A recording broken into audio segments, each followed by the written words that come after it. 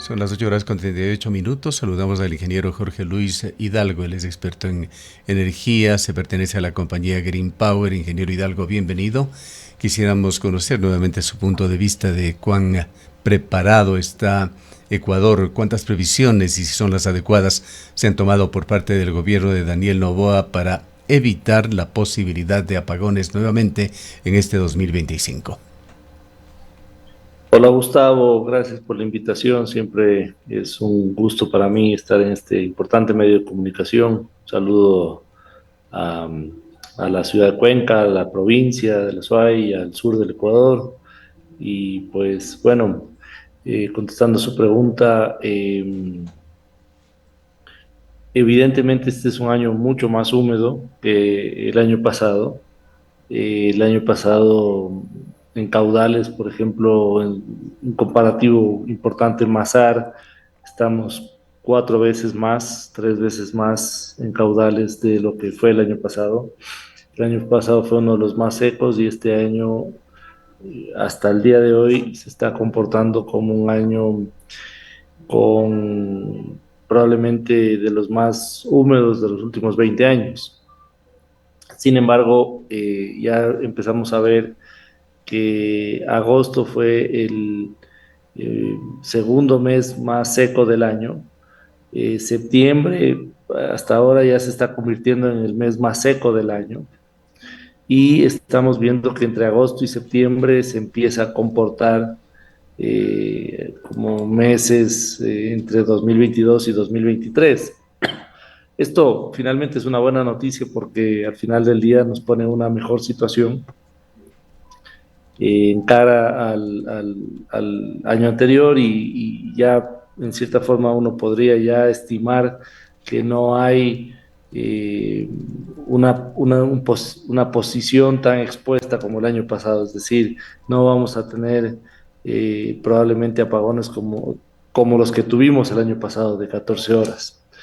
Eh, Ahora, para ser responsable, obviamente, con la ciudadanía, si uno utiliza datos técnicos e informes oficiales, porque esto es lo que compete, ahí ya empieza un poco a confundirse las cosas, porque, o al menos para nosotros, porque vemos, por ejemplo, el informe de SENACE, y el informe anual de SENACE dice claramente que si es que no se cumple con nueva generación de 930 megavatios, que incluye los proyectos de Progen y de Austral, y si Colombia no nos vende a full capacidad de energía, hay apagones. En realidad dice lo contrario, dice, si contamos con esta generación y contamos con Colombia no hay apagones, pero como ya hemos visto, nos está contando con Progen y Austral, uno puede concluir fácilmente que hay riesgo de apagones, con datos oficiales, por si acaso. Y también he tenido acceso, pues, gracias a los medios de comunicación, a el justificativo para contratar la nueva, para recontratar la barcaza de 100 megavatios, porque se terminó el contrato, y claramente habla ahí de que el país tiene una exposición de unos 400 megavatios. Creo que realmente el faltante hoy por hoy, si es que las condiciones climáticas nos siguen favoreciendo, será unos 230 megavatios, con incertidumbre de qué pasa si Colombia nos vende o no. Entonces, al final del día, se espera que podamos pasar este estiaje sin apagones, pero con datos oficiales y con informes oficiales es probable, según esos mismos datos, de que podamos estar hablando de unos 2 horas de apagones en el peor de los escenarios. Cuéntenos también sobre el tema financiero, sobre las previsiones que se están tomando, qué tan costosas son, algunas cifras. También pudimos conocer de este proyecto en el cual se ha envuelto a Elegaustro, anteriormente una empresa dedicada a proyectos de energía sustentable regionales aquí en el sur del país, particularmente en la provincia de Azuay, provincia de Loja. Hoy manejado por las autoridades nacionales, por el Ministerio de Energía. Pudimos ver justamente en estos documentos que el costo de generación eléctrica a través de las barcazas casi triplica el costo de producción de energía hidroeléctrica en el país. Y los costos a los que Colombia vende energía a Ecuador aproximadamente son los justificativos de Legaustro, duplican los costos de las barcazas. Estamos hablando de cifras muy importantes de dinero que no se las ha cuantificado y que nos preguntamos cómo se lo están financiando, pues con apagones o sin apagones se han vuelto costos fijos en la en la distribución eléctrica en Ecuador. Es una muy buena pregunta, Gustavo, y esto es un poco lo que hay que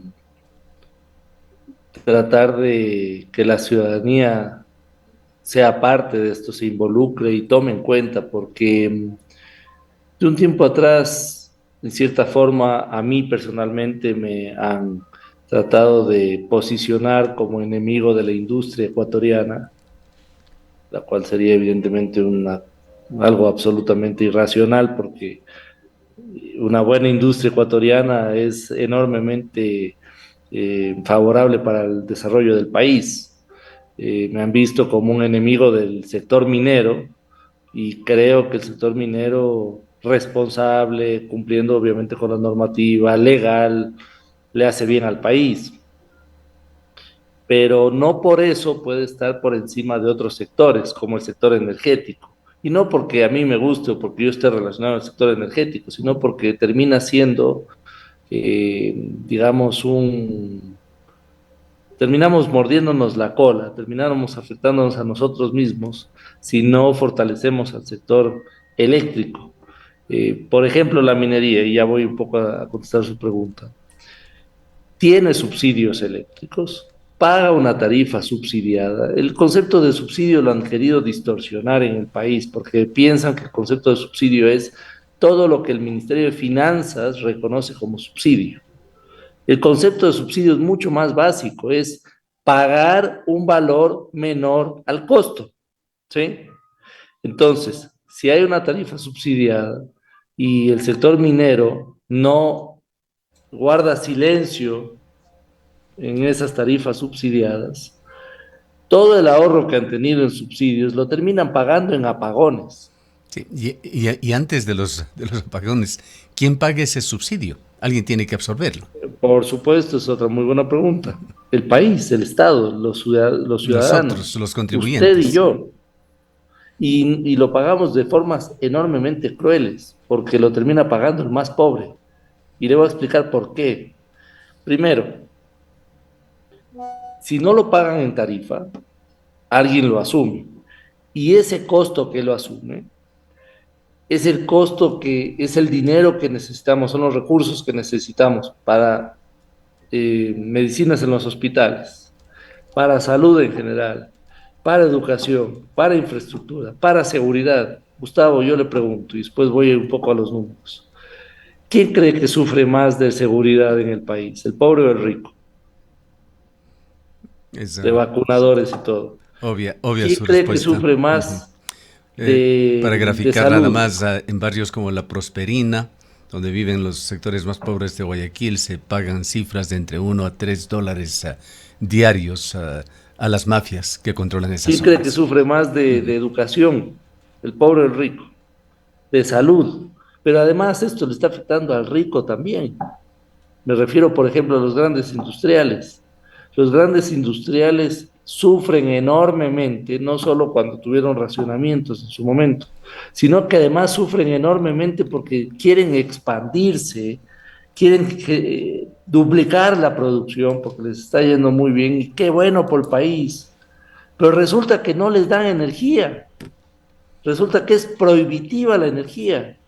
Entonces todos debemos entender que la energía es un recurso que nos afecta o nos beneficia a todos y tiene que tener arcas financieras saludables, recaudaciones saludables que permitan hacer mantenimientos oportunos, que permitan financiar la inversión que se ha hecho y que permitan financiar el desarrollo.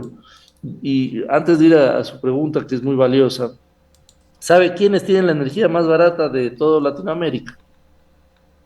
Cuba, Venezuela, Ecuador, bueno, después viene México, después ya otros países, pero me pregunto, Cuba, Venezuela y Ecuador, por tener la tarifa eléctrica más baja, más competitiva, como le llaman algunos empresarios, ha desarrollado industria en el país o en estos países.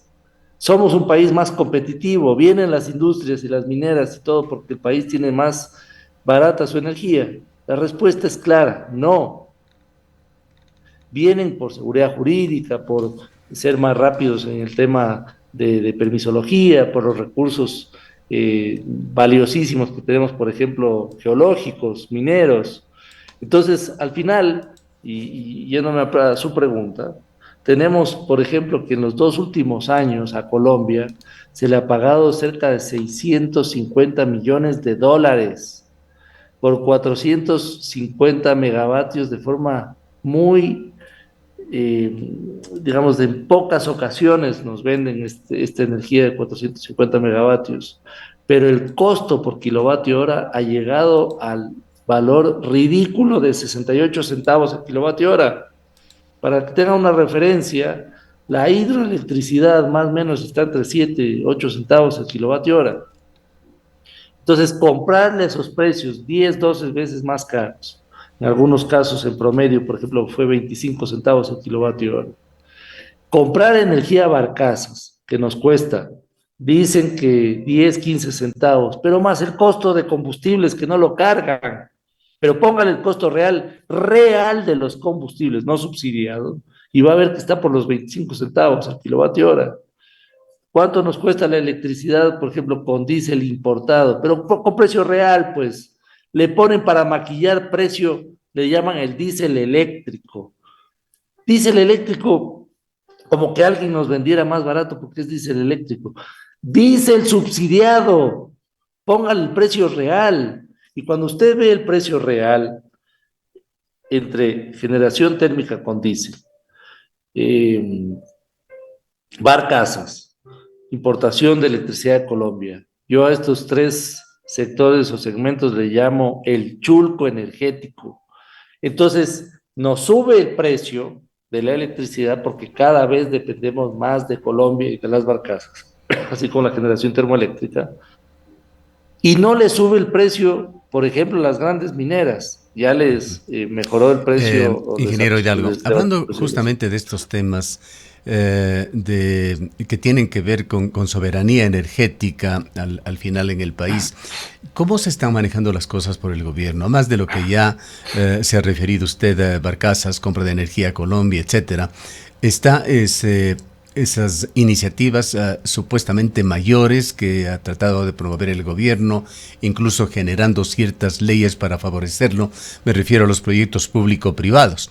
Proyectos público-privados que hasta donde conocemos no suman una gran cantidad de megavatios hasta el momento. Creo que hay muy pocos que han entrado en producción, otros que están en un cronograma para su realización efectiva en 2 o en 3 años. Estos proyectos público-privados sirven sí con frecuencia para que la señora ministra de Energía o otros funcionarios den cuenta de que se están concesionando X miles o centenares de megavatios, pero la realidad es que estos proyectos público-privados se pondrán en funcionamiento si es que las cosas progresan en no menos de 2 años, hablando con mucho optimismo. ¿Cómo se encuentra Ecuador en esta previsión a largo plazo para dar en realidad seguridad energética al país? Vamos a presentar en pantalla, ojalá lo pueda ver usted también, para nuestros oyentes, un cuadro en el cual se muestra el porcentaje de energía renovable instalada que tienen los países latinoamericanos. Cabe recordar que cuando Ecuador construyó las centrales eléctricas, entre ellas Toachi Pilatón, no vamos a quedarnos en toda la corrupción que hubo en esto, pero sí hubo proyectos grandes que se hicieron. Ecuador quedó como un país exportador de energía, así se decía, situación que ha cambiado. Al momento Ecuador En este cuadro se puede ver, se encuentra en un punto intermedio en Latinoamérica y Ecuador tiene un 60% de energía renovable en su estadística de energía. ¿Cómo va a cambiar esta situación para que no tengamos que depender a futuro de energía cara como barcazas o la compra de energía a Colombia? Yo no creo que somos tan conscientes de que el crecimiento energético, que es casi como mandatorio. Lo único claro y seguro en el mundo, no solo en el país, es que vamos a necesitar cada vez más energía. Y ya estamos subiendo a niveles de más o menos 300 megavatios por año. Estos son más o menos unos 900 megavatios de energía desde el 2022, que no tuvimos apagones, porque cuando uno correlaciona el tema de lluvias, se está pareciendo esta parte de estiaje, se está pareciendo a los números 2022, 2023. 2023 ya empezamos con apagones, pero es que en el 2022, y esto es algo que nos salta como alerta, si bien es cierto, estamos pareciéndonos en estiaje a lluvias del 2022, desde el 2022 hasta acá, pues son 900 nuevos megavatios que necesitamos. Y además, todo el desarrollo tecnológico mundial, y ahora ya parecía algo medio lejano, pero ya hay mucha más gente que utiliza, por ejemplo, usted mismo, Gustavo, me salió ahí un mensaje de inteligencia artificial que está utilizando usted, y ya mucha más población y va a incrementar la población que utiliza inteligencia artificial, herramientas tecnológicas para sus actividades, el celular para comunicación, entre otros temas, más computación, más electrónica, etcétera. Y la población además se incrementa y hay industrias que les va bien y también incrementan sus capacidades. Entonces, eso hace que el incremento de 300 megas al año después puede ser mucho más. Entonces, realmente los nuevos proyectos que entran, algunos ya están en fase de construcción, son nuevos proyectos que tendrán ya una oportunidad comercial de entrada comercial en 2 o 3 años. Entonces, se aprueban ahora, pero 2 o 3 años entran a operación comercial. Hay que promover muchos más proyectos para que esto, digamos, tenga una estabilización. Yo le diría que vamos a estabilizar esto en 5 o 10 años. Pero por otro lado, hay un calvario de documentos, de una romería de esfuerzos que se tiene que hacer para sacar todas las autorizaciones. Voy a hacer una pequeña cuña, Gustavo, si me permite. Yo soy asesor de proyectos privados de generación eléctrica en el país, apoyo al desarrollo de estos proyectos con asesoría, y es un verdadero calvario. O sea, uno va al Ministerio de Energía, se demora un montón las aprobaciones, uno tiene que ir a rogar que por favor lo atiendan, a rogar que por favor le den trámite a los pedidos que se hace, y de los muchos que llegan a certificado de calificación, que es la foto que se tomó la ministra, son muy pocos los que llegan a concretar el proyecto. Dicho sea de paso, hay proyectos de estos bloques de 500 megavatios que ni uno se ha concretado. Entonces, y se vuelven ya recursos casi como parques nacionales, porque ya los tienen evidentemente bloqueados a estos lugares, pero como no se construyen, no se desarrollan, el país pierde, pues, y toca comprar más energía a Colombia. Esto, la gente que lamentablemente, la población, la ciudadanía que desesperadamente ha tenido que caer con esta ilegalidad del chulco energético, sabe que cuando uno entra al chulco es fácil entrar, pero es casi imposible salir. Y eso es lo que le pasa al país, porque el país tiene 3 barcazas y hay una visión de contratar una nueva barcaza que duplique la necesidad de barcazas de generación en el país. Vamos a llegar, si es que se cumple con este tema, a 550 megavatios de barcaza. Esto es más o menos la mitad de Paute.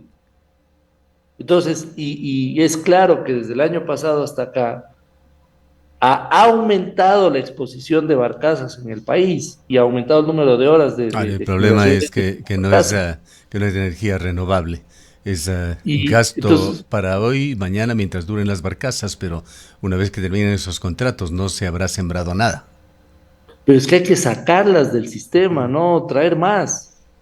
Y para sacarlas del sistema, es medio paradójico este tema, Gustavo, porque cuando llueve mucho y cuando estamos en época de lluvias, salen las novelerías. El ex ministro Goncalves se sacó la novelería de la geotérmica, ahora la ministra Manzano sacó la novelería de la energía nuclear, que es correcto, que debemos incentivar, que hay que promover, que la diversificación energética es buena, pero se nos incendia la casa.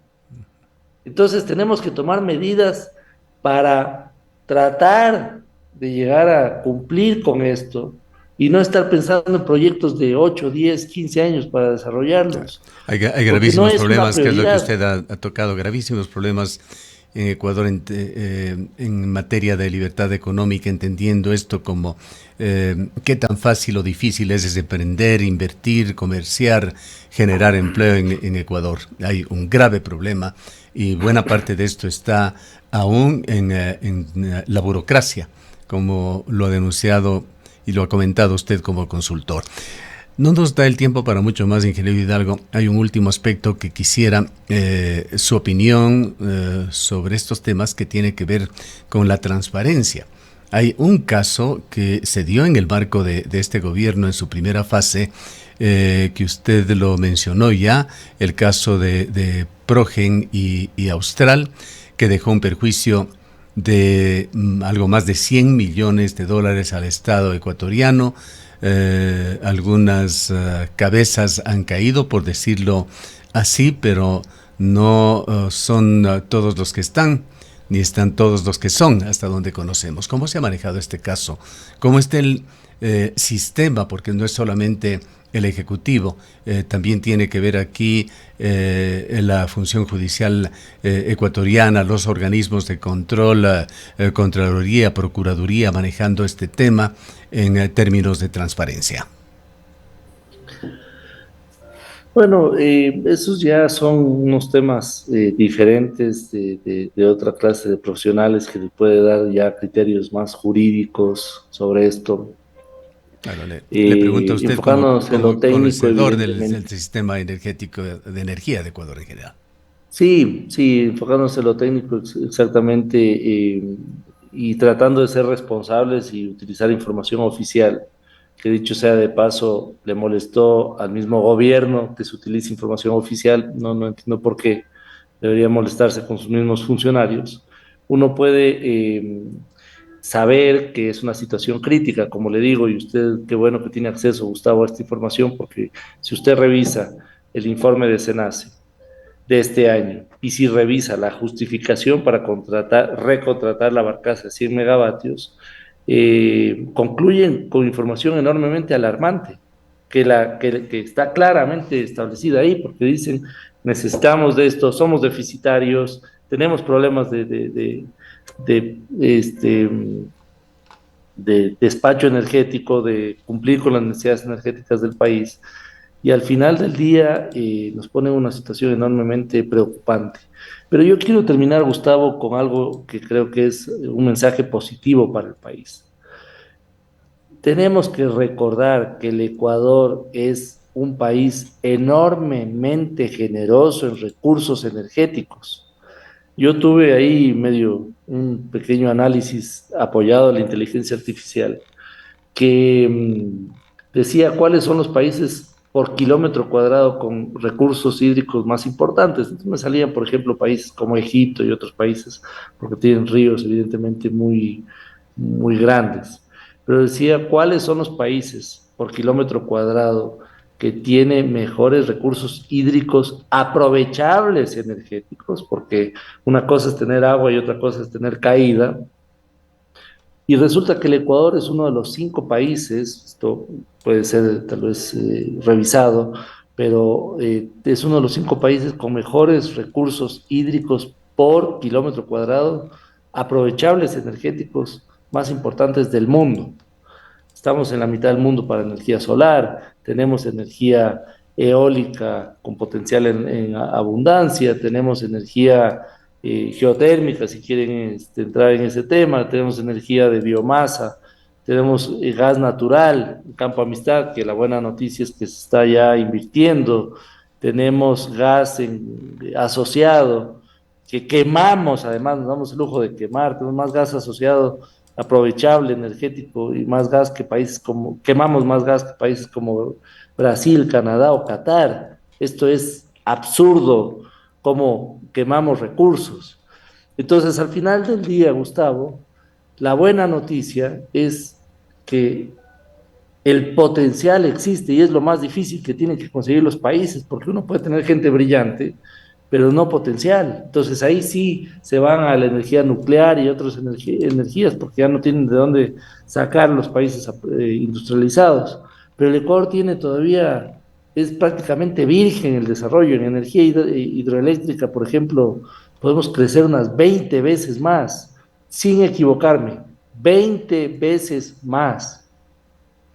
Entonces yo sí creo y apuesto y confío en el país y creo que este país puede salir adelante y creo que tenemos que reenfocar nuestros esfuerzos en aprovechar nuestros recursos, pero sobre todo, Gustavo, en sincerar las tarifas, porque si no se sinceran las tarifas, si no digo a los más pobres, sino a sectores como la gran minería, que además ha sido un sector ingrato con el país porque tienen demandado al país por la tasa minera, entonces le demandan al país por la tasa minera, pero guardan silencio del subsidio eléctrico y de combustibles que tienen.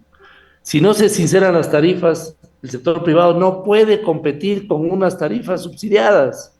Y al final del día tenemos una sobreexposición de participación estatal en la generación eléctrica, con un pésimo servicio y con déficit que al final hace que tengamos que acudir al Chulco y el Chulco evidentemente ya sabemos Bien, cómo nos tiene. le agradecemos mucho por haber estado con nosotros. Encantado, Gustavo. Un abrazo. Declaraciones del ingeniero Jorge Luis Hidalgo, experto en materia de energía, se pertenece a la empresa Green Power.